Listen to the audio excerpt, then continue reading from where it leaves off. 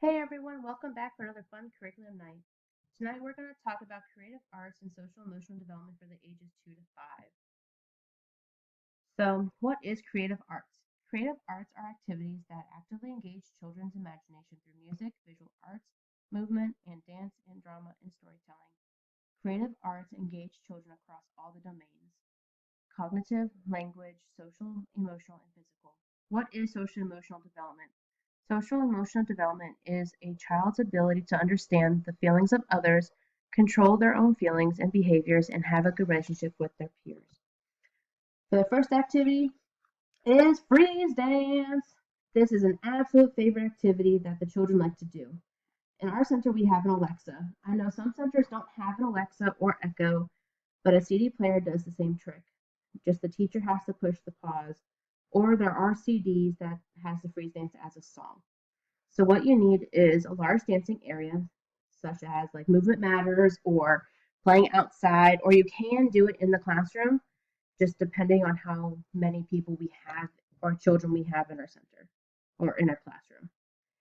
Something that plays music like a CD player or Alexa or Echo. How to play: when the music starts, the children dance. When the music stops, the children freeze. The children that does not freeze, they go and sit at the side and wait for the game to be over. They are given the chance to cheer on their peers. So, how do we include music and movement throughout our daily schedule, and why is it so important? We include music and movement throughout our daily schedule by using it to help transition from one activity to the next. It is important because it can help young children increase their memory, perception, language, attention, emotion, and sometimes decision making. It also helps increase their gross motor skills, express how they feel, and they can be creative with and use their imagination.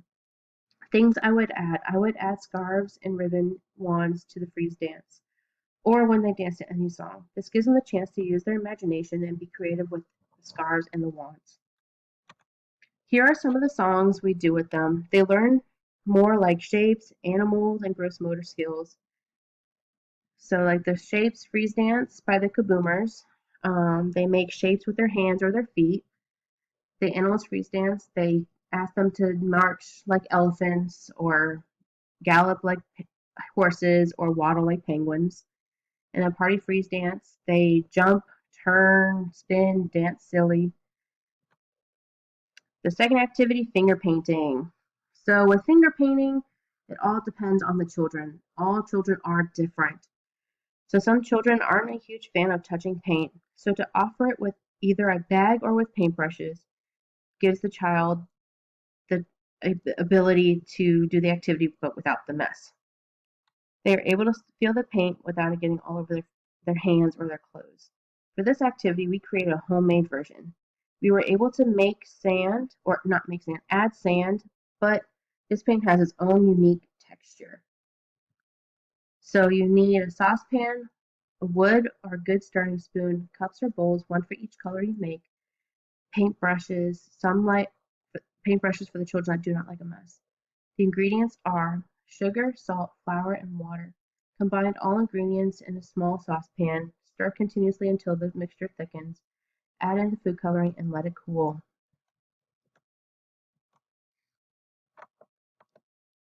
Why is it important to have open-ended activities for children?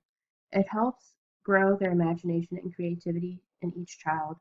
These open-ended activities help them learn how to problem solve. Painting isn't the only open activity. There are ones where you have them build whatever they would like with any of the art supplies. What would I add to this activity? I would add some natural items from outside, such as sticks, leaves, flowers, anything they can find and to paint with. It is finger painting, but sometimes children would like to paint with things not other things, not just their fingers. What is open-ended art and sensory experiences? These are activities the children can use their imagination on, and they can take it to any direction they would like. There is no end goal beyond the activity. The third activity, red light, green light. Another fun activity that the older children like to do in Movement Matters room or outside on the playground. Both offer large spaces. What you need is a large room, movement matters are outside, popsicle sticks with one red, one yellow, one green paper circle glued onto the popsicle sticks. How to play. Choose one person to be the traffic light, and they stand on the other side of the room. When they call, green light, the other players run or walk fast to the other person. Yellow light means they go slowly to the traffic light. Red light means they stop and freeze. Anyone caught moving goes back to the start line. They keep playing until someone reaches the traffic light person. How will we use play to foster social emotional development within the classroom? We will use play to foster social emotional development by letting the children play and work together. If that is playing in the dramatic play or blocks or Legos, they will have disagreements, and that's when we help them understand how the other person is feeling by asking open-ended questions like, how do you think your friend feels when you took the toy from them? Some enhancements I would add specific movements. For example, the person who is the light changer chooses the way that they walk or move, such as stomping like an elephant. They can do that slow, normal, and fast, or they can slither like snakes on the floor.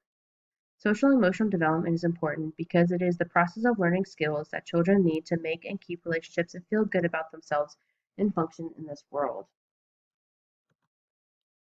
Well, everybody, that is it for tonight. Thank you so much for joining us. I hope you have a wonderful weekend and the rest of your week. Talk to you guys later. Bye bye.